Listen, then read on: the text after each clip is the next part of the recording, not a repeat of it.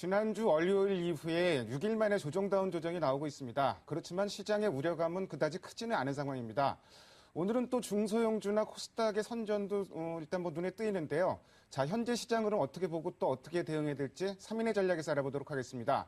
오늘 이 시간에는 하이투자증권의 이성호 부장과 대신경제연구소의 최현기 연구원 두 분이 나와주셨습니다. 안녕하십니까? 네, 안녕하세요. 안녕하세요. 시장 중심이 되는 키워드를 알아봅니다. 5위부터 3위까지 키워드를 화면을 통해서 확인해 보도록 하겠습니다. 오늘의 5위 키워드는 일본 회계 1분기 GDP 성장률 부진입니다. 일본의 회계 1분기인 4월부터 6월까지 GDP 성장률이 연율 1.4%를 기록했습니다. 예상치를 밑도는 것입니다. 4위 키워드는 식료품 가격 줄줄이 인상입니다. 라면, 음료수, 과자 등 식료품 가격이 줄줄이 인상되었습니다. 관련 내용과 관련 종목에 대해서 알아봅니다. 3위 키워드는 건설업 지원 대책 마련입니다. 부동산 경기 침체로 자금난을 겪고 있는 건설사들을 지원하기 위한 대책이 마련되었습니다. 건설주의 모멘텀이 될 수 있을지 살펴봅니다. 주말에 나온 뉴스 중에서 시청자 여러분들 상당히 걱정되는 뉴스일 겁니다. 라면 값도 올라가고 과자 값도 올라가고 또 음료수 값까지 인상되고 줄줄이 인상입니다. 근데 음식료 업계는 오히려 그렇게 되면 수익성이 좋아지지 않겠느냐. 그러면서 일부 종목들 오늘 상승하고 있는데 관련 내용, 그때 그 음식료주들 좀 이성호 부장께서는 긍정적으로 봐도 된다고 보십니까? 사실 몇 년 전서부터 가격 인상 요인이 계속 있어 왔었지만은 정부가 강력히 물가를 억제하는 정책을 펴면서 인상이 통제되어 왔었습니다. 그걸 이제 좀 풀어주면서 지난달 말에 CJ 제일제당이 햇반 가격 올리고요. 하이트 맥주도 맥주 가격 올리고, 두유, 참치 통조림 가격도 그렇게 올랐습니다. 롯데칠성도 음료수 가격 올렸고요. 또 발표가 됐습니다마는 최근 삼양라면이 6개 라면 가격을 한 50원, 60원 정도 올렸고요. 또 농심도 스낵류, 세계 스낵류 가격을 한 6%에서 8% 인상을 했습니다. 사실 이건 기존의 어떤 가격 인상분이 반영된 것에 불과하고요. 문제는 앞으로 추가로 곡물 가격이 최근에 급등함에 따라서 추가로 가격이 오를 수 있다라는 그런 부분인데요. 최근 3달 사이에 옥수수하고 콩은 물론이고 소맥, 즉 밀이죠. 밀가루의 원료인 이 소맥 가격이 한 50% 정도 급등을 했습니다. 이렇게 국제 곡물 가격이 6개월에서 9개월 정도의 시차를 두고 국내 제품 가격에 반영이 될 수 있다라는 점을 감안을 하면은 올해 6월부터 곡물 가격이 급등이 있기 때문에 빠르면 12월, 늦어도 내년 3월부터는 반영이 된다라고 볼 수 있는 그런 부분인데, 즉 올해 말에 또다시 인상 요인이 생긴다라는 그런 얘기죠. 일단 최근에 가격 인상 러시는 음식료주한테 당연히 호재로 볼 수 있는 부분인 건 확실하지 않겠습니까? 그러나 그래봤자 영업이익이 이 정도로서는 한 3%에서 4% 올라가는 그런 정도에 그치기 때문에 하루거리밖에 안 된다. 추가 상승 여지는 그다지 높지 않다라고 볼 수가 있고요. 또 이제 국제 곡물 가격이 지금까지도 올라왔는데 앞으로 좀 더 오르게 되고 계속해서 상승 추세를 탄다면은 이 음식료 업체들 더 어려움을 겪을 수가 있다는 거죠. 정부가 과연 그때, 그러니까 올해 연말 이후에 내년에 또 인상 요인이 발생했을 때 과연 정부가 그때 또 올리는 걸 용인을 하겠느냐, 아니면은 억제를 하겠느냐, 이런 걸 봤을 때 최근에 이제 좀 인상을 허용하는 분위기가 이미 그런 것들까지 좀 반영해서, 즉 다시 말해서 그때는 올려주지 않을 가능성이 크다라고 그렇게 보이고요. 그렇게 되면 그 부담을 음식료 업체가 원가 부담을 고스란히 떠안아야 된다는 그런 부담도 있기 때문에 최근에 이 가격 상승이 어떤 추세적인 상승으로 연결되기까지는 상당히 좀 무리가 있다라고 생각을 합니다. 그렇다면 오늘 음식료들 일단 가격 인상 재료로 좀 올라가고 있는데 여기서 쫓아 사는 건 조금 무리라고 봐야 되겠네요. 그렇죠. 일단 여기서 추격 매수보다는 조금 이제 그 분할 매도 전략으로 가시는 것도 괜찮을 것 같습니다. 제품 가격 올리는 거, 수익성, 음식료 업체들 수익성에는 큰 도움이 될 건 틀림없는데 그 이면에는 곡물 가격 상승이라는 요인이 작용하고 있다는 점, 이 점도 간과해서는 안 될 것 같습니다. 조금 전에 MTN 보도에서 나왔었는데 건설사 지원 방안이 나왔습니다. 핵심은 3조 원 규모의 프라이머리 CBO, 그러니까 채권을 기초자산으로 하는 자산담보부 증권을 발행한다는 건데 그만큼 채권 회사채 발행하기가 좀 어렵다는 반증이기도 합니다. 근데 건설주 미동도 안 하고 있습니다. 그래서 7월부터 이런 얘기들, 유동성 지원한다는 얘기가 미리 퍼져서 그런지 아니면 이게 정말로 큰 모멘텀이 되기 어려운 부분인지 어쨌든 건설사 지금 건설주 주가는 꼼짝도 안 하고 있고 약세에 오히려 크게 좀 빠지고 있는데 최현기 연구원께서는 어떻게 보세요? 이게 뭐 최근 그러니까 7월 말부터 이제 그 건설주들이 이제 그 유로존 어떤 재정 위기 그 해결 기대감으로 인해서 소폭 좀 반등하는 흐름을 보이고 있습니다만 여전히 어려운 흐름을 지금 이어가고 있는 것으로 판단하고 있습니다. 지난 그러니까 올해 초 기준으로 그러니까 작년 말 대비 한 2.4% 코스피 지수는 상승을 했습니다만 건설업 비중은 시장 대비 수익률이 한 15.8% 마이너스 15.8%를 기록하면서 또 시가총액 비중도 기존보다 한 0.2%, 0.3%포인트 정도 비중이 축소되는 어떤 건설업들이 전반적으로 지금 어려움을 겪고 있는 상황인데요. 앞서 그 보도에서도 얘기가 나왔겠습니다만 금융당국이 이제 하반기 이제 최우선 과제로 삼고 있는 것이 바로 이제 건설업 지원입니다. 뭐 구조조정을 병행함과 동시에 뭐 프라이머리 그 채권담보부 증권을 발행하면서 건설업들의 유동성을 공급해주는 조치를 시행하기로 했는데요. 그럼에도 불구하고 이것이 지금 단기적으로는 건설업들의 어떤 모멘텀을 크게 강화시키기는 좀 어렵지 않겠느라 좀 보고 있습니다. 우선적으로 그 최근에 이제 그 약세 흐름을 보이고 있는 가운데 이제 대형주들, 그러니까 건설업 대형주들, 뭐 현대건설이라든가 대림산업, GS건설 같은 경우는 최근에 이제 반등하면서 어떤 일정 수준의 주가를 회복을 했습니다만, 이것은 이제 그 유로존 재정 위기 그 대응책에 대한 기대감이 미리 선반영되면서 오른 측면이 좀 없지 않아 있고요. 문제는 앞으로 그 유로존은 9월 달에 이벤트들을 계속 확인하고 넘어가야 될 만큼 좀 이렇게 불안정한 흐름을 계속적으로 볼 가능성이 없기 때문에 이런 것들이 건설주의 모멘텀이 되기는 좀 부족하다는 판단이고요.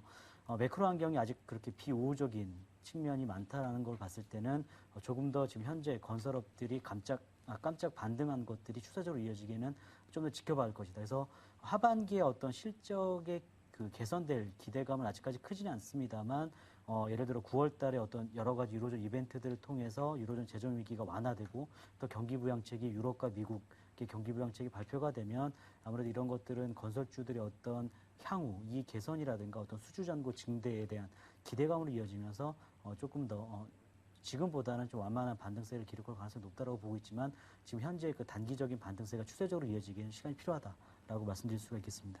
오늘 건설업 지원 대책 나왔는데 사실 이게 뭐 중소건설사가 주로 대상이고 대형사는 별로 관계가 없다고 해야 되겠죠?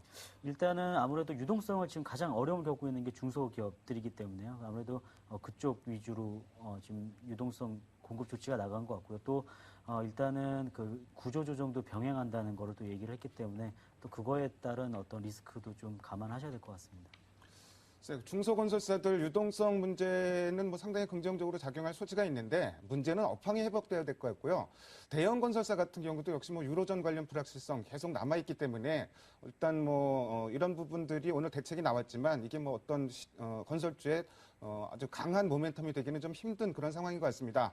다음으로 오늘의 2위 키워드를 화면을 통해서 확인해 보도록 하겠습니다. 오늘의 2위 키워드는 뚜렷한 이슈 없는 시장입니다. 미국의 수입 물가가 하락을 했고 샌프란시스코 연은 총재가 또 양적 완화를 지지하는 발언을 했는데 사실 이게 큰 뉴스도 아닌데 워낙 뉴스가 주말 사이에 뉴스가 없다 보니까 이런 부분이 자세히 좀 보도가 됐습니다. 최영기 연구원께서 일단 뭐 그런 내용 좀 정리 좀 해주시고요. 그리고 사실은 최근에 이슈가 없이 호재도 없고 악재도 없고 좀 이런 상황이 계속 전개되고 있는데 앞으로도 좀 이럴지 어떻게 보시는지 좀 말씀해 주세요. 우선은 뭐 8월 말까지는 특별하게 어떤 이벤트들이 좀 많지 않은 것으로 좀 보고 있고요. 그래서 따라서 뭐 경제 지표도 비교적 한산한 그런 움직임을 볼 가능성이 있기 때문에 계속적으로 미국과 유럽 쪽의 어떤 경기 부양책에 대한 기대감이 유지되느냐, 그러니까 강화되느냐, 약화되느냐 이런 측면에서의 어떤 증시의 방향성이 결정될 것으로 좀 판단하고 있습니다. 일단은 뭐 샌프란시스코 연은 총재가 양적 완화를 지지하고는 있습니다만 계속적으로 뭐 3차 양적 완화 정책에 대한 필요성은 지금 누구나 지금 공감하고 있는 사실입니다. 하지만 이제 시행 시점 자체가 어느 쪽이 더 유리하게 작용할 것이냐에 대해서는 아직까지 논란이 많은 상황이고요. 일단은 뭐 금주에도 뭐 특별한 이벤트가 없기 때문에 글로벌 증시는 이제 그 이러한 주요국 중앙은행들의 양적 완화 기대감뿐만 아니라 주요국의 이제 경제 지표에 좀 방향성을 나타낼 것으로 판단하고 있습니다. 그번 주에는 좀 주목해 볼 만한 경제 지표를 굳이 꼽자면 이제 7월 소매 판매, 미국의 7월 소매 판매가 발표가 되는데요. 8월 초에 미 고용 지표가 예상 밖의 호조를 나타내면서 시장이 좀 크게 좀 호재로 작용하면서 좀 급반등하는 모습을 보이기도 했었는데요. 미국 경제에서 소비가 차지하는 비중 자체가 70%를 담당하고 있기 때문에 금주 소매 판매가 어떤 움직임을 보일지가 상당히 중요할 것으로 보고 있습니다. 전월에는 0.5% 감소세를 기록했습니다만 지금 시장 예상으로는 0.3% 소폭 반등할 것으로 예상을 하고 있습니다. 그렇게 된다면 이번 주 주말에 발표되는 미 경기 선행지수도 역시 전월의 마이너스에서 올해 좀 소폭 좀 플러스로 지금 반전할 것으로 기대하고 있기 때문에 이런 것들은 지금 미국 경기의 회복 속도가 빠르진 않겠지만 완만한 회복세가 유지되고 있다라는 측면을 좀 지지해줄 가능성이 높다라고 보고 있고요. 또 유로존의 그 2분기 GDP 성장률이 발표될 예정인데요. 전분기에는 이제 0.0% 이제 보합으로 끝났지만 이번 2분기에는 마이너스 0.2% 역성장할 것으로 지금 기대가 되고 있습니다. 그렇기 때문에 뭐 지난주 중국 경제 지표가 발표된 것처럼 이러한 유로존 경기 펀더멘탈이 약화가 나타나면 어떤 ECB에 대한 어떤 정책 기대감이 다시 높아지면서 증시에는 큰 악재로 작용하지 않을 것으로 판단하고 있습니다. 또 최근에 그 국채 매입에 반대했던 어떤 독일의 강경한 입장도 좀 완화되고 있는 그런 모습을 보여주고 있기 때문에 8월 말 적어도 이제 9월 초에는 적어도 유로존에서 어떤 대응책들이 나오지 않겠냐 이러한 기대감에 좀 주목해봐야 될 것으로 판단하고 있습니다. 8월 말에 버냉키자 연설이 예정돼 있는데 그때까지는 사실은 뭐 큰 이슈는 없다고 봐도 무방할 것 같습니다. 근데 우리 시장 흐름이 최근에 좋기 때문에 오히려 이슈가 없는 것도 나쁘지 않은 것 같은데요. 자, 이러다 보니 수급에 의해서 시장 흐름이 많이 좌우되고 있습니다. 특히 외국인 오늘까지 6일째 주식을 사주고 있는데 앞으로 조금 더 살지 이성호 부장께서는 어떻게 보세요? 일단 최근에 외국인 매수가 좀 들어오고 있는 이유로 볼 수 있는 게 글로벌 자금이 2주 연속 주식형 펀드, 그중에서 이제 이머징 주식형 펀드로 유입이 되고 있습니다. 그중에서 특히 GM 펀드로 3주 연속 순유입이 되고 있고요. 최근 한 달 동안에 31억 1천만 달러를 외국인들이 한국 증시에다 투입을 하면서 특히 다른 이머징 마켓보다 상당히 많은 돈이 들어왔는데요. 다만 이제 외국인들 매매가 프로그램 매매에 너무 전적으로 의존을 하고 있다는 점은 분명 부담 요인으로 작용을 합니다. 외국인들의 매매 대부분이 프로그램에 의한 것인데 27일 이후 외국인들이 한 5조 조금 안 되게 4조 9,800억 정도 샀거든요. 그중에 4조 2,147억이 프로그램 매수에 의한 것이고요. 한 85% 정도 됩니다. 결국 외국인들의 현물 매수는 그동안 이제 그 리스크 헤지를 위해서 시장에서 선물을 좀 팔아놨던 것, 이것들. 근데 이제 유럽 위기가 좀 주춤해지고 미국 고용 지표도 좋게 나오고 주택 경기도 뭐 좀 좋아지고 있고요. 더군다나 아까 말씀드렸다시피 글로벌 펀드 플로우도 좀 개선이 되면서 위기감이 상당히 약해지니까 해지했던 게 이제 필요가 없으니까 해지를 이제 청산하는 과정. 그 과정에서 숏 커버링이 좀 급격하게 들어오면서 외국인들의 선물을 좀 많이 사게 됩니다. 한 3만 계약 이상 사게 되면서 그 베이시스가 그렇게 되니까 좀 벌어지죠. 그러니까 프로그램 매수가 유입되는 그런 시스템이 지금 며칠 계속 나오고 있고 이제 프로그램을 생각하지 않고 외국인들의 매수만 본다면 분명히 시장은 뭐 긍정적으로 보고 차트도 뭐 상당히 좋은 지금 조정도 양호한 그런 상황인데 그러나 이제 이게 대부분이 프로그램 매수에 의한 것이라면은 베이시스가 줄어들게 되면은 프로그램 매물이 나올 가능성이 상당히 높다라는 것도 우리가 한번 점검을 해봐야 된다는 거죠. 베이시스는 9월 13일 날 이제 만기가 되면 자연적으로 0이 될 수밖에 없지 않겠습니까? 절대로 지금처럼 지금 오늘도 뭐 1.6, 1.7 정도 되면서 베이시스가 그 정도에 위치하면서 프로그램 매수가 유입이 되고 있는데 이런 상황이 계속될 수는 없다라고 뭐 그거는 틀림없이 장담할 수 있는 내용이고요. 보통 프로그램 매수가 한 0.8포인트 정도, 베이시스가 0.8포인트 정도는 프로그램 매수가 들어왔던 게 빠져나가고 그렇게 된다는 얘기고, 즉 다시 말씀드려서 1.8포인트 정도에 들어온 게 1포인트 정도면 청산이 된다 그런 얘기죠. 결국 이제 만기 전까지 1포인트 이상에서 들어왔던 프로그램 매수세는 매물화가 될 수가 있다라는 얘기인데 지금 1포인트 이상에서 들어온 프로그램 매수세가 무려 지금 한 4조 정도가 된다는 거고 자칫하면은 베이시스가 굉장히 악화된다면 이것이 물량으로 나올 수 있기 때문에 시장에 대해서는 뭐 외국인들이 조금 더 사고 안 사고보다는 이게 결국은 베이시스가 축소가 되면서 나올 수 있는 물량에 대한 우려를 좀 여기에 대한 걱정도 같이 해야 된다라고 그렇게 생각을 합니다. 외국인 매수 중에서 85%가 프로그램이다. 이 부분은 사실 뭐 외국인이 주식을 사주는 건 긍정적인데 동시에 좀 한계성도 있다는 점, 이 점도 뭐 간과해서는 안 될 부분인 것 같습니다. 다음으로 오늘의 1위 키워드를 화면을 통해서 확인해 보도록 하겠습니다.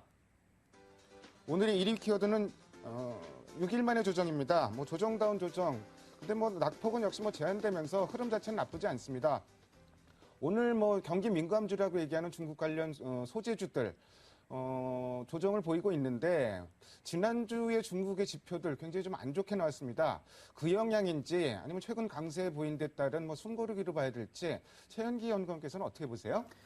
예, 뭐 최근에 이제 유로존 제조 위기 여파에 따른 이제 실물 경기에 대한 그 우려가 상당히 높아지면서 지난주 사실 특별하게 어떤 미국과 어떤 유로존의 경제 지표나 이벤트가 없는 가운데 중국 경제 지표가 상당히 주목을 받았었는데요.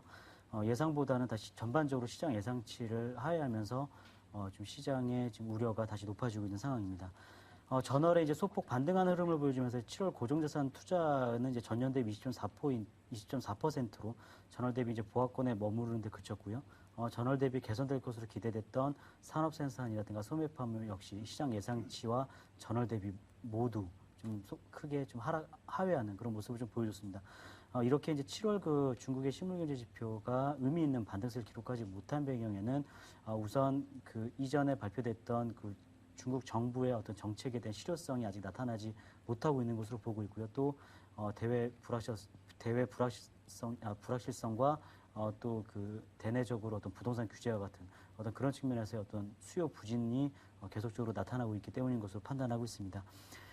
이제 향후 그 대외 불확실성에 따른 어떤 수출 경기 동향에 따라서 어떤 회복의 강도는 좀 달라지겠지만요. 하반기 중국 경기 회복 추세는 좀 여전히 유효하다고 보고 있습니다. 왜냐하면 계절적으로 지금 비성수기인 그런 상황에서 어떤 경제 지표의 지금과 같은 부진은 그렇게 크게 우려할 만한 상황은 아니라고 판단이 되고 있고요. 또 비교적 긍정적으로 바라볼 것이 고정자산 투자 같은 경우도 물론 부동산 규제에 따른 부동산 투자는 좀 둔화가 되고 있습니다만 정부 주도와의 어떤 인프라 투자가 다시 살아나고 있다는 측면을 봐야 되겠고요. 또 소매 판매 같은 경우도 물론 그 최근에 그 자동차 판매가 좀 주춤하면서 소매 판매를 좀 끌어내린 것이 있지만 다시 그 산업 활동의 어떤 재고 조정이 마무리되고 다시 생산 활동이 다시 가동화되면은 아무래도 소매 판매도 다시 좋아질 가능성이 높다라고 보고 있기 때문입니다. 이미 그 상반기에 그 정부가 단행했던 기준문이라든가 지급 준비율 인하 등으로 인해서 유동성 환경은 충분히 점점 더 개선되는 모습을 보여주고 있는 상황이고요. 또 여기에 최근에 이제 물가 하락, 그 7월달 소비자 물가 상승률이 1%대로 진입을 했기 때문에 정부로서는 추가적으로 지급 준비율 인하라든가 기준금리 인하 여지가 상당히 높아졌다. 그렇게 본다면 물론 이제 2, 4분기에 경기 저점이 확인되느냐 아니면 3, 4분기 내 경기 저점이 확인되느냐 여부는 이제 8월 달에 지표까지 확인을 해봐야겠지만요. 궁극적으로는 중국 경기는 3, 4분기 내에 적어도 회복될 가능성이 높다라고 봤을 때는 결국에는 지금 현재 그 중국 관련주들이 어려움을 겪고 있습니다만 8월 이후에는 다시 좀 긍정적으로 좀 매수 접근하는 것이 좋지 않겠냐라고 좀 판단하고 있는 상황입니다. 8월 지표를 한 번 더 확인해 봐야 되겠지만 하반기 중국의 경기 회복 추세는 유효하다 좀 이런 말씀을 해주셨고요. 오늘 시장의 특징은 조정다운 조정, 중소형주와 코스닥의 선전 이렇게 뭐 정의를 내릴 수 있을 것 같은데 자 이런 흐름 일시적으로 보시나요? 아니면 조금은 더 이어질 수 있을 거로 보시나요? 일단 코스피 시장에서 오늘도 베이시스가 1.6포인트를 넘나들면서 프로그램 매수가 2,600억이 넘게 유입되고 있습니다. 역시 대부분 외국인들에 의한 것이고요. 그렇지만 결국 이제 프로그램 매도가 나오게 될 수밖에 없지 않겠느냐는 우려. 그리고 이제 투신권에서도 1,000억이 넘는 자금이 빠지지 않았습니까? 4달 만에 가장 큰 자금인데 뭐 이런 것에 대한 우려. 오늘 모든 기관들이 팔고 있고요. 뭐 이런 것 때문에 코스피 쪽 특히 대형주들은 좀 굉장히 부진한 시세를 보이고 있습니다. 반면에 이제 중소형주라든가 코스닥은 프로그램 매매에서도 상당히 자유롭고 그동안 상승폭이 적었다라는 측면에서 본다면은 추가적인 상승의 여지는 좀 더 있어 보입니다. 당분간 코스피보다는 상대적인 강세를 보일 가능성이 더 높다라고 그렇게 보고 있고요. 다만 한 가지 주의해야 할 점은 만에 하나라도 코스피가 뭐 대규모 프로그램 매도가 나오면서 급락을 했을 때 역시 이런 중소형주들 코스닥 종목들도 피해가긴 어렵다. 뭐 그렇게 정리를 할 수가 있을 것 같습니다. 뭐 관심 종목 있으면 간략하게 좀 말씀해 주세요. 일단은 중소형주 중에서 삼성의 스마트폰하고 태블릿폰의 터치 모듈, 터치 패널을 공급하는 LG 디스플레이도 상당히 좀 긍정적으로 보이고요. 중국 모멘텀, 드디어 이제 중국 모멘텀이 본격적으로 시작되는 그래서 이제 실적 호전이 기대되는 베이직 하우스도 상당히 긍정적으로 보입니다. 또 롤투롤 기술로 산업용 코팅 장비 생산하는 P&T 상장된 지 얼마 안 됐는데요. 그동안 많이 빠지다가 이제 낙폭이 제한되면서 상승 반전을 모색하고 있고요. 또 PCB하고 반도체 패키징 소재 업체로 실적 호전이 지속되고 있는 이녹스 최근에 좀 떨어졌는데 관심을 가지실 만한 중소형 종목이라고 생각을 합니다. 역시 시장이 지수만 급등하는 것보다는 지수가 안정적으로 움직이면서 중소형주라든지 코스닥 좋은 종목들 올라가는 그런 시장이 흐름이 가장 바람직한 것 같고요. 그래서 현재 흐름 보면은 그런 흐름 이어질 소지도 상당히 큰 것 같습니다. 지금까지 5가지 키워드를 통해서 오늘 시장의 흐름을 살펴봤습니다. 두 분 말씀 잘 들었습니다. 감사합니다.